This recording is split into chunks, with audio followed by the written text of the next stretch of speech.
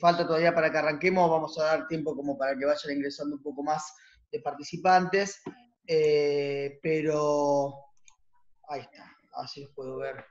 Ahí ya está Ana, está Sixto también. Decía, la idea es, bueno, explicar hoy el tema demográfico, sí, vamos a explicar el tema de crecimiento de población en América Latina, que para el caso de geografía, el profesorado de geografía viene bastante bien porque son temas que en definitiva se explican cuando uno enseña en el nivel secundario, se explica, si mal no recuerdo, se explica en tercer año, ¿sí? de geografía, en secundario, nivel secundario. Y así que viene bien esto como para ir viendo las características ahora en el caso de América Latina y en el segundo proceso veremos para el caso de Argentina puntualmente.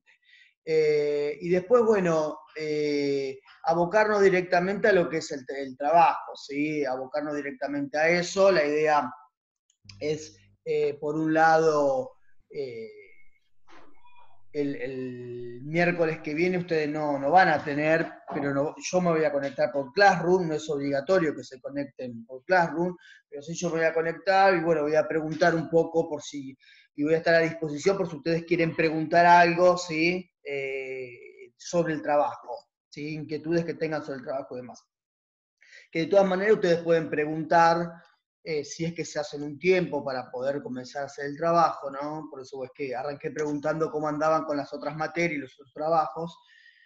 Obviamente que ustedes pueden enviar días antes o días después del miércoles que viene, lo pueden preguntar, ¿sí? En ese sentido no hay ningún problema.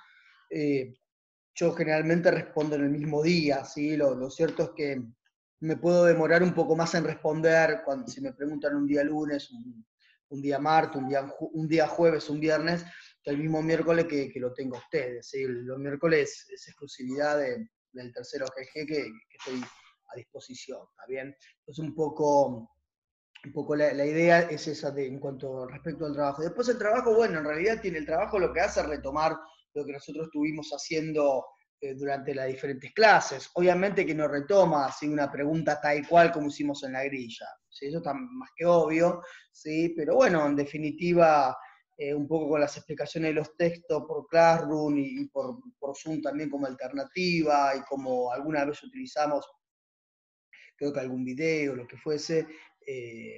Eso sumado a que si surge el interrogante, estamos a disposición, creo que no tendría que haber inconvenientes en poder realizar el trabajo, ¿sí?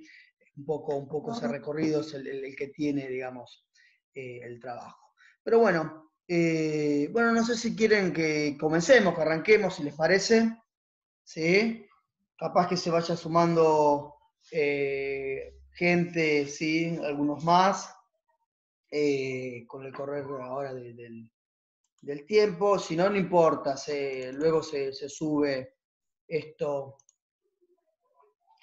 A ver, yo estoy compartiendo pantalla, un poco ahí, bueno, un poco lo que vamos a ver ahora en esta clase tiene que ver fundamentalmente con el aspecto demográfico, el aspecto de población en América Latina, ¿no? Fundamentalmente dentro del siglo XIX, más allá que excede, porque el corte del tiempo llega a las primeras décadas del siglo XX, ¿sí? Pero fundamentalmente a lo que a nosotros nos interesa es el siglo XIX, antes de 1850, charlar algo de ello, porque el texto de Sánchez Albornoz, que es el texto que yo voy a dar la clase y que ya le subí a ustedes y se lo envié, menciona algo sobre la etapa anterior a 1850, que a partir de 1850 se comenzaría a dar, ¿no?, un crecimiento mucho más marcado de la población en América Latina, ¿no? Pero tengan en cuenta de que el crecimiento poblacional de América Latina en ese periodo que está marcado ahí es un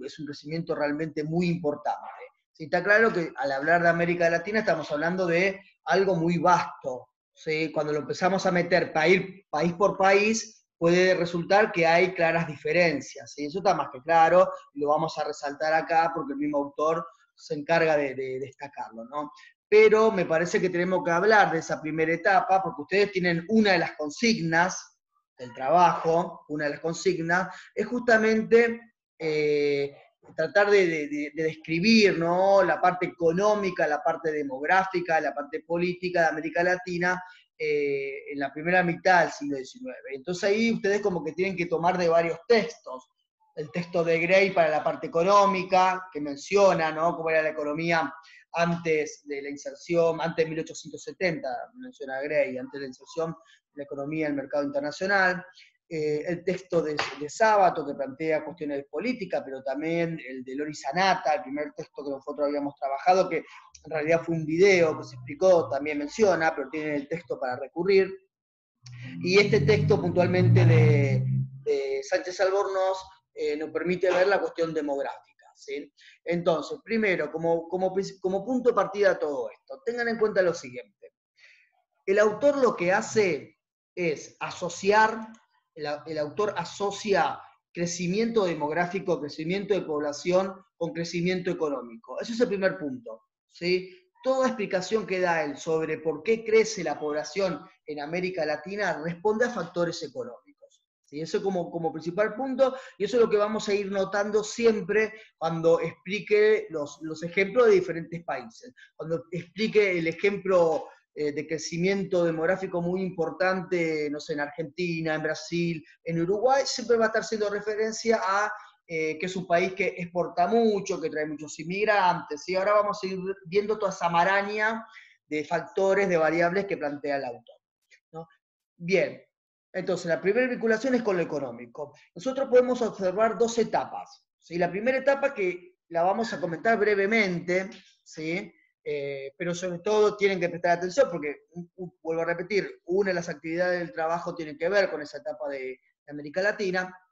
La primera etapa sería post-independencia, ya a partir de la década de 1820, ¿no?, hasta 1850, ¿no?, alrededor de 1850, donde el crecimiento es realmente muy lento, ¿sí? El crecimiento es muy lento.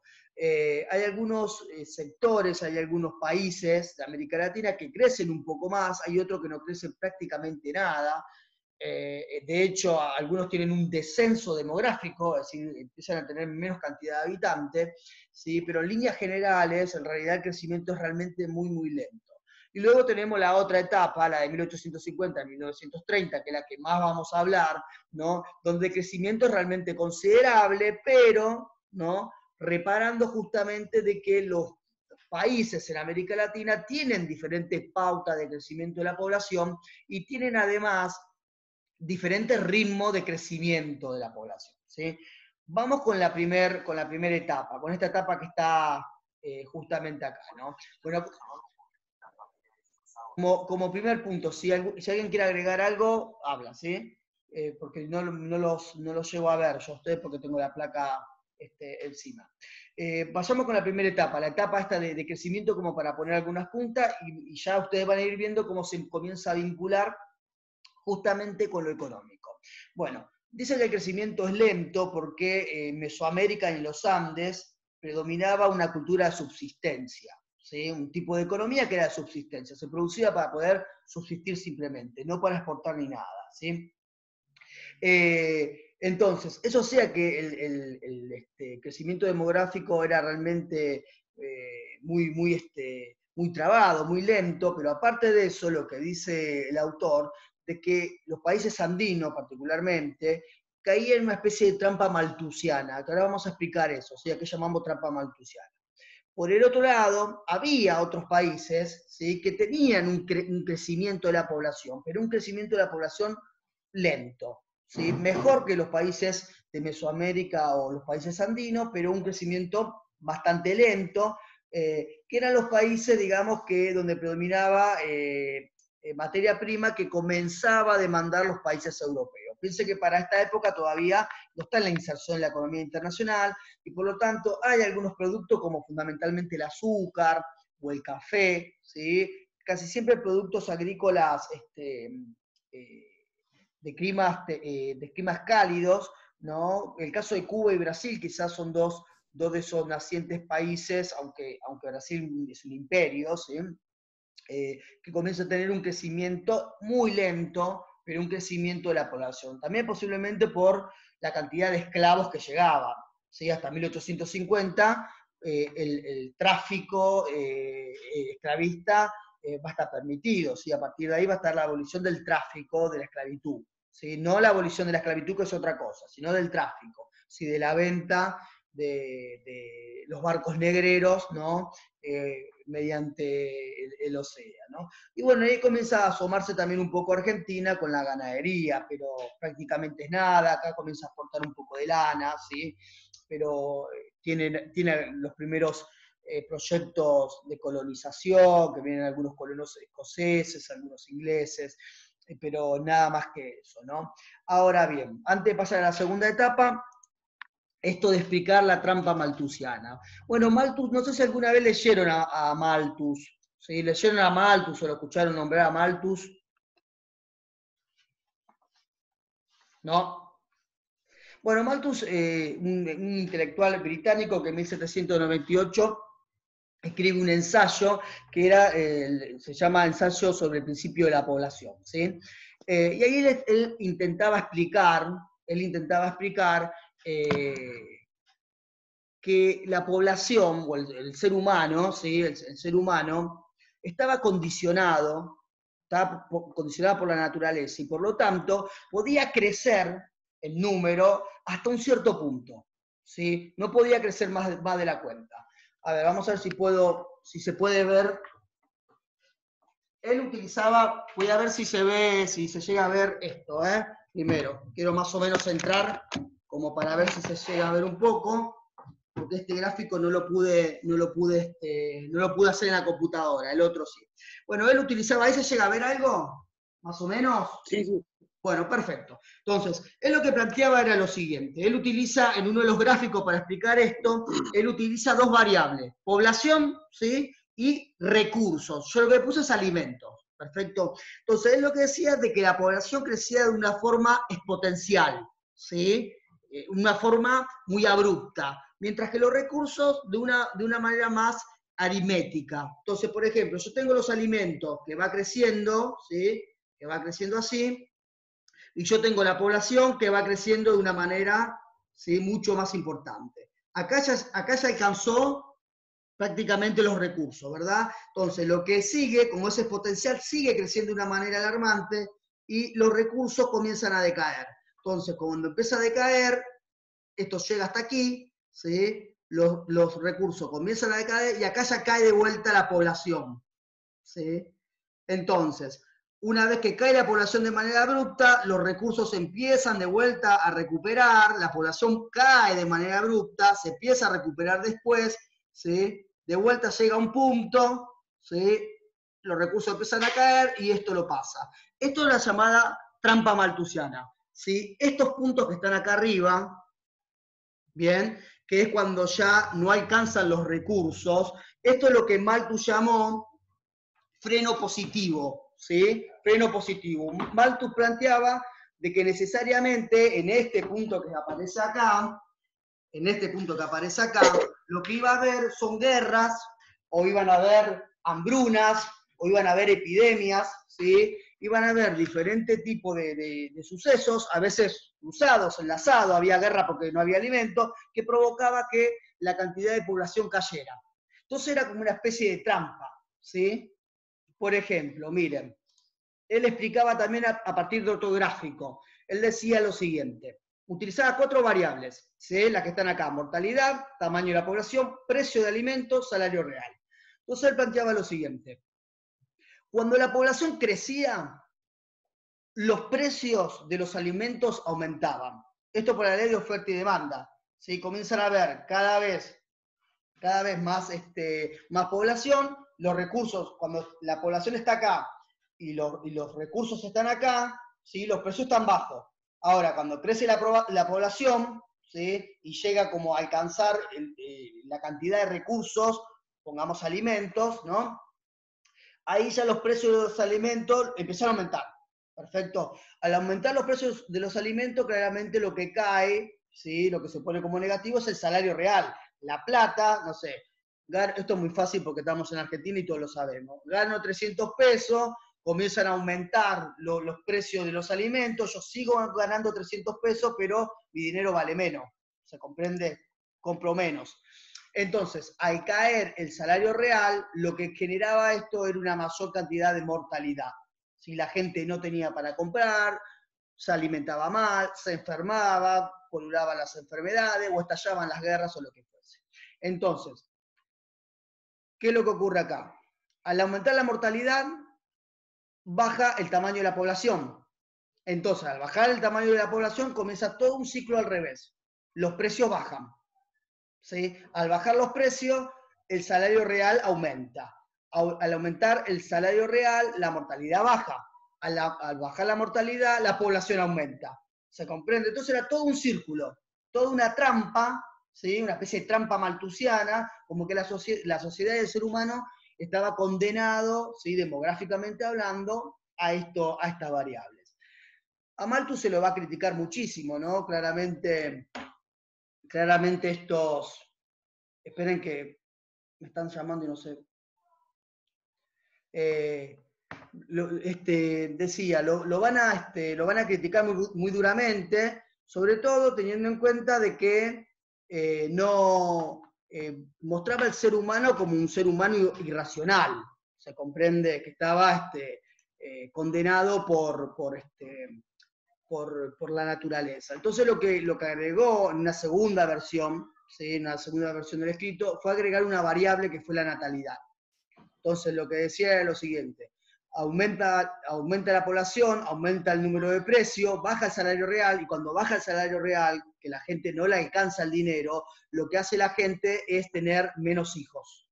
¿Sí? Toma conciencia que no le alcanza el dinero, y entonces durante esos años, ¿sí? Trata de no tener hijos.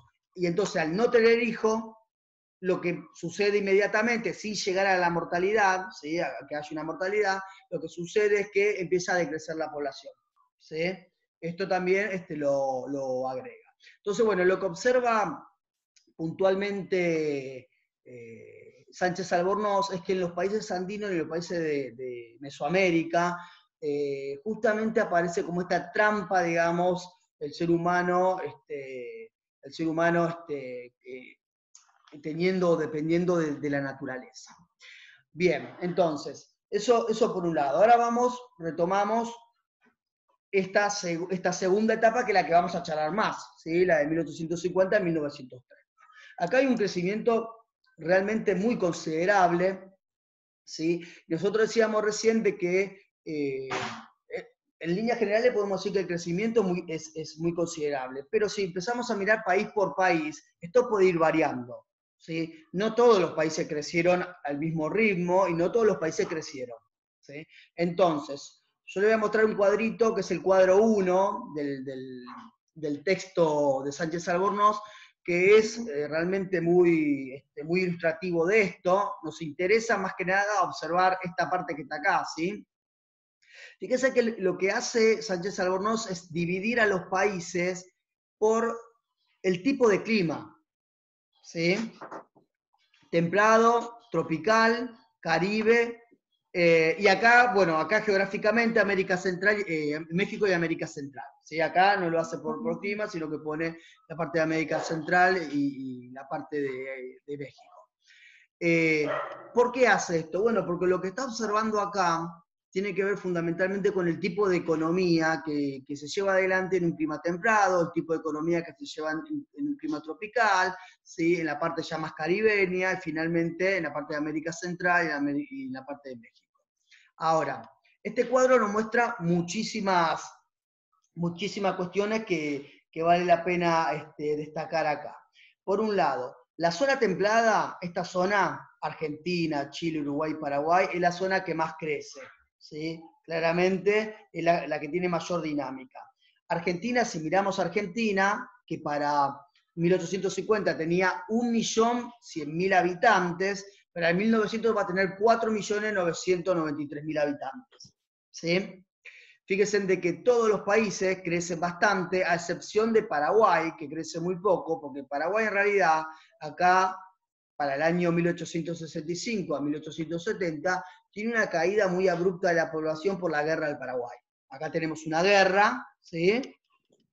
antes de llegar al 1900 tenemos una guerra que aniquila prácticamente a la mitad de la población paraguaya. Prácticamente todos los hombres, ¿no?, terminan muriendo en la famosa guerra del Paraguay, ¿no? Si miramos Uruguay tenía una población mucho más pequeña, ¿sí?, que Argentina y demás. Fíjense que tiene 132.000 habitantes, vas a tener 915.000 habitantes, lo multiplica por 7, ¿sí?, la cantidad de población que tiene Uruguay. Si bien sigue teniendo un número bajo, si lo comparamos con los otros países, ¿sí?, de todas maneras, demográficamente Uruguay crece de una manera realmente muy importante.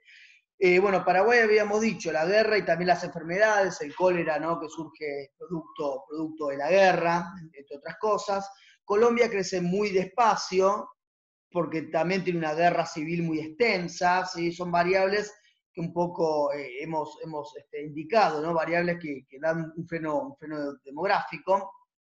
En la parte del Caribe lo que podemos resaltar es República Dominicana, ¿sí?, claramente, que pasa de 146.000 habitantes a 515.000 habitantes, ¿sí? Es un número realmente muy importante. Ahora, Cuba, por ejemplo, decrece, si miramos Cuba, acá parece ya, para el 1900, ¿no?, como que ha aumentado su población, pero en realidad Cuba entre el año 1898 y 1899 hay toda una serie de guerra de independencia. Primero se le independiza de España recién en 1898, y le sigue una serie de guerras civiles donde muchos de los cubanos se van a exiliar y se van a ir a Haití. Entonces el crecimiento de Haití, por ejemplo, es producto de la inmigración cubana que va, ¿no?, hacia esta otra isla.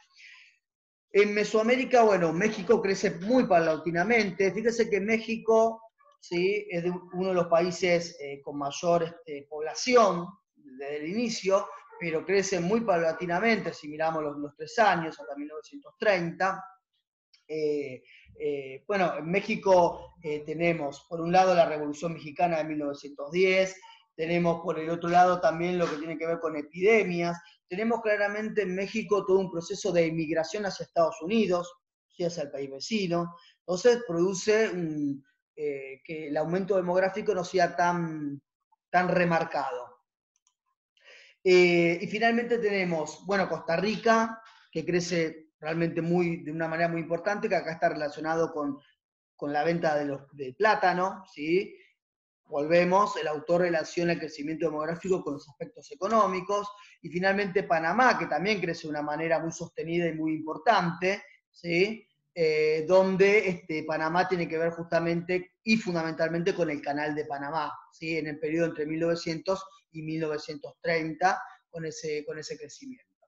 Entonces, ¿qué es lo que nos permite observar en líneas generales este gráfico?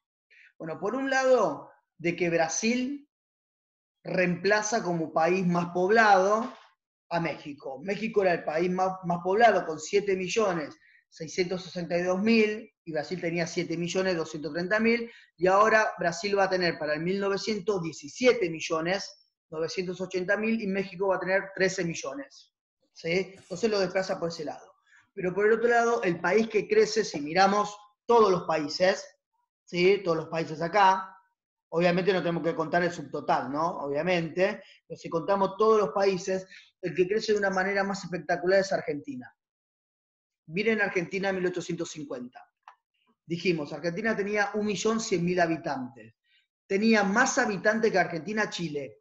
Chile tenía más habitantes. Tenía más habitantes Colombia. Tenía más habitantes Perú. Tenía más habitantes Venezuela. Tenía más habitantes Bolivia. Tenía más habitantes Cuba. Cuba tenía más habitantes que Argentina. ¿Sí? Tenía 1.186.000. Y ya para el 1900, Argentina ocupa el tercer lugar entre los países más poblados. ¿Sí? Entonces, digamos, en lo que es en líneas generales, podemos decir de que el crecimiento demográfico depende claramente de la cantidad de población que se tenga de base, ¿no? Eso está más que claro, pero el crecimiento demográfico para Argentina es realmente muy marcado, ¿sí?, muy destacable. Bueno, Claramente acá la explicación que tiene que ver con estos países que crecen muchísimo en población son estas vinculaciones económicas, ¿no? Por un lado Argentina, con todo este tipo de desarrollo de exportación agrícola ganadera, ¿no? De carne, de lana y de cereales. Por el otro lado Uruguay también con lana, Brasil con el café, Costa Rica habíamos dicho con el plátano, mientras que los países que se dedicaban más que nada a la minería, dice el autor, como actividad económica, crecen menos porque las actividades mineras requieren de una menor presencia de fuerza laboral, ¿sí? Entonces, por ejemplo, México, que tenía una diversidad de producción, nosotros lo hemos visto ya para alguna clase, pero donde los minerales eran muy importantes y el petróleo terminó siendo como el principal producto, ¿no? No recibe una cantidad de inmigrantes muy importante o no hay un crecimiento de población muy importante, ni que hablar como Bolivia, como Perú, ¿sí? Con esos países. Chile aparece como una especie de excepción, si se quiere, porque es un país también claramente minero, ¿sí? Bien, entonces, lo que vamos a ver ahora tiene que ver ya en esa segunda etapa, ¿sí? En esta segunda etapa que estamos acá, que recién explicamos de manera general ese crecimiento a partir de los países, vamos a ver las tres variables que permitieron el crecimiento demográfico: mortalidad, natalidad o fecundidad, ¿no? Y la inmigración, ¿sí? La inmigración, la llamada inmigración masiva. Arrancamos con la inmigración, ¿sí? Bueno, con respecto a la inmigración, nosotros lo que podemos observar son dos tipos de inmigración en este periodo. Estamos hablando a partir de 1850, ¿sí? Por un lado, un tipo de inmigración que es asiática, ¿no? Que son los famosos coolies, que son sobre todo la inmigración proveniente de China y de India, que, digamos, nos tenemos que hasta cuestionar si realmente se trata de inmigrantes o si se trata de una servidumbre. Por ejemplo, pensemos dos cosas, ¿no? Por un lado, de que tanto China como India son dos países. India en realidad era como un conjunto de tribus, no estaba conformado como un país, y China un imperio, que estaban dominados por las potencias europeas, los dos, ¿sí? India estaba ya para 1850 con los británicos ya instalado en la India, ya explotándola, a partir de las llamadas, a partir de la misma división, ¿no? La política imperialista que llevó adelante la reina Victoria en la India, que era dividir para gobernar, mientras que China también es dominado, pero por varias potencias, porque se tuvieron que juntar varias potencias para dominarla, está Gran Bretaña entre ellas, no, pero no es la única, a partir de las llamadas guerras del opio, ¿sí? Entonces, ¿por qué se puede cuestionar si son realmente una inmigración? Bueno, porque en realidad son arrancados, ¿no? Porque pensemos por el otro lado también, como segunda cuestión, que por ejemplo, en el caso de China, ese proceso de desplazamiento de personas de China para América se lo conoció como el comercio de cerdos, ¿sí? Era el nombre que se le ponía, así en realidad no eran cerdos, eran personas, eran familias completas, eran generalmente familias campesinas, que eran prácticamente secuestradas, que eran agarradas y que eran llevadas a la fuerza, ¿sí? Para ser explotadas en otros lugares en América. Y de hecho, el tipo de trabajo que realizaban eran los trabajos más explotados, como por ejemplo en las minas de nitratos en Chile, en el canal de Panamá, por ejemplo, la explotación, en los ferrocarriles, ¿no? Llevaban adelante un tipo de mano de obra realmente en las plantaciones de azúcar, por ejemplo, en Cuba, ¿sí? O de café. Es decir, un tipo de mano de obra que generalmente trataba como que de reemplazar a la esclavitud, o sea, a la esclavitud que ya había terminado, ¿no? Pensemos que para 1850 el tráfico de esclavos transatlántico finaliza y por lo tanto lo primero que viene, sigue habiendo esclavos, ¿sí? Brasil, por ejemplo, hasta 1888 va a tener esclavos, ¿sí? Lo que va a tratar de hacer es el centro-sur de Brasil, que es la meseta paulista, que que es el centro dinámico económico más importante con el café, va a traer a los esclavos que estaban, ¿no?, dentro del territorio del Imperio de Brasil. Pero no va a poder traer esclavos desde afuera. Entonces lo que van a empezar a llegar son esta inmigración asiática. Por el otro lado, lo que tenemos es esa inmigración europea, ¿sí? Es lo que llamamos la inmigración de ultramar, generalmente, la inmigración europea, que primero, para ir remarcando algunas cuestiones, las causas, primero indicar las causas, ¿no? Para tener en cuenta la causa se la llama inmigración masiva por la gran cantidad de inmigrantes que entre 1870 y 1930 salen de Europa para todo el mundo, ¿sí? Van a Oceanía, fundamentalmente a Oceanía y América Latina son los lugares, ¿no? Pero también van a África, porque África estaba repartida por las potencias europeas y demás. Pero finalmente van para Oceanía y para América Latina, ¿no? O para América, mejor dicho, porque Estados Unidos es uno de los países receptores de inmigrantes. Entonces, para ver las causas de la inmigración, nosotros lo que tenemos que mirar son las dos puntas, ¿sí? Tenemos que mirar qué pasaba, por un lado, en Europa y qué pasaba por el otro lado en América, ¿no? Entonces, por un lado, en Europa lo que había era una crisis agrícola europea, producto del avance de la industrialización, por ejemplo. Claro, ustedes podrán decir, bueno, el avance de la industrialización, pero eso obviamente afectaría a los países industriales, como Gran Bretaña, como Alemania, como Francia, y la mayoría de los inmigrantes que vinieron a América Latina fueron sobre todo italianos y españoles, ¿sí? Es decir, de países que no eran industriales. ¿Qué es lo que ocurre ahí entonces? Bueno, en realidad ahí ocurre dos cosas. Primero, el avance de la industrialización lo que hace es terminar de tecnificar los trabajos del campo y por lo tanto muchas de esas personas se quedan sin empleo, ¿sí? Y generalmente van hacia las ciudades, ¿sí? Hacia las mismas ciudades y después de ahí emigran hacia América o hacia otro lugar. Por otro lado también lo que sucedía era que muchos de los países que eran agrícolas, como por ejemplo Italia por ejemplo le compraba cereales a Argentina, ¿sí? Era un país agrícola, es decir, los mismos campesinos italianos no tenían la posibilidad de ver ese producto como un producto exportable, ni siquiera para un mercado interno. Bien, entonces son toda una serie de variables, pero lo cierto es que nosotros lo que tenemos que ver es que por un lado en Europa había toda una crisis agrícola, ¿sí? Y por el otro lado, para lo que sería América, había oportunidades de campos excepcionales.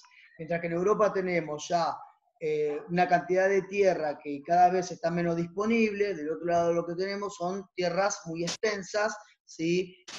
Para cultivar o para criar animales. También, por el otro lado, la oferta de mano de obra europea en Europa era muy abundante y en América escaseaba, ¿sí? Esa es la otra causa también, ¿sí? Mientras que hay una sobreoferta en Europa de mano de obra, ¿sí? En países de América Latina está justamente faltando esa mano de obra. Entonces, en líneas generales, esas causas, ¿no?, serían las que producen esta inmigración. Los inmigrantes, en realidad, los estados llevaron adelante propagandas, ¿sí?, para atraer inmigrantes. El Estado argentino, por ejemplo, puso en Europa diferentes agencias que escribían propagandas en alemán, en francés, en inglés, en italiano para atraer inmigrantes, ¿no? Pero en realidad lo que se sabe y que el autor lo destaca es que la gran mayoría de los inmigrantes que llegaron a América Latina no llegaron por el impulso de los estados de América Latina, sino que llegaron por sus propios medios a partir de lo que se llama cadena migratoria. ¿Qué es una cadena migratoria? Una cadena migratoria es un mecanismo, ¿sí? Un mecanismo de información, por un lado, ¿sí?, y de ayuda, podríamos decir, entre comillas, entre los mismos inmigrantes. ¿Información en qué sentido? Supónganse, antes de 1870 viene un grupo de inmigrantes a la Argentina, a Brasil, a Uruguay, a Chile, donde ustedes quieran que venga de América. Prospera, ¿sí? 5 años, 10 años, 15 años después, vuelve a su lugar de origen, vuelve a la comarca de donde vino, ¿sí? Supónganse que es un tano, viene de Nápoles, es un napolitano. Entonces vuelve a Nápoles y ahí lo que hace es primero brindar información, a los familiares, a los amigos, a los conocidos, las posibilidades que hay en ese lugar, y al mismo tiempo a veces ayuda económicamente, ¿sí? Con, por ejemplo, el pasaje, con la estadía. Sí, muchos de estos inmigrantes cuando venían, no es que venían y tenían que salir a buscar trabajo, sino que directamente ya tenían el lugar donde vivir y donde trabajar, que era para la tierra de este inmigrante. Eso se conoce como cadena migratoria. Por eso es que también se forman los barrios étnicos, ¿sí? No es casualidad, por ejemplo, a ver, doy uno de los tantos ejemplos. En el barrio de La Boca. En el barrio de La Boca, para estos tiempos, lo que está lleno es de genoveses. Son de italiano, pero son de Génova, ¿sí? De Ceneice. En latín, genovés es Ceneice, ¿sí? O en el caso de Quilmes. En el caso de Quilmes hay una comunidad italiana, pero sobre todo hay una comunidad inglesa muy importante, que va a fundar, de hecho, el club, el Quilmes Atlético Club, y toda una serie. Entonces, no es casualidad, no es que llegan de cualquier lado y justo acá y se encontraron acá, sino que en realidad, ¿no? Los inmigrantes tomaron esas decisiones. Finalmente, dentro de esta placa, lo que tendríamos que hablar son de las fluctuaciones que tiene el proceso migratorio, ¿sí? No quiere decir de que siempre entre 1870 y 1930 llegaron la misma cantidad de inmigrantes todos los años. Esto no fue así, ¿sí? La inmigración tuvo fluctuaciones. Fluctuaciones quiere decir, llegaron mucha cantidad de inmigrantes y en algunos momentos decayó esa cantidad de inmigrantes que llegaron. ¿Por qué decae la llegada de inmigrantes? Bueno, puede decaer por factores internos propios del país a donde van a llegar, como factores externos. Los factores externos son fundamentalmente dos. Primero, la Primera Guerra Mundial, 1914, hace un corte abrupto, ¿sí? Muy importante de la inmigración, donde va a decaer la cantidad de inmigrantes que llegan. Y segundo, y que pone fin, ¿sí? a la inmigración masiva europea, la crisis económica mundial de 1930. Pero también hay algunos que son locales, ¿sí? Como por ejemplo, si miramos Argentina, por ejemplo, 1890, la crisis económica que hay a nivel mundial en 1890, pero al mismo tiempo la crisis política que hay en Argentina en 1890, ¿sí? Entonces, esto como para tenerlo en cuenta. Bueno, ahora está por cortar. Ingresamos con el mismo link y avanzamos con lo que queda una plaquita más de inmigración, después quedan dos plaquitas para mortalidad y natalidad, ¿sí? Y si tienen preguntas, obviamente que lo pueden realizar.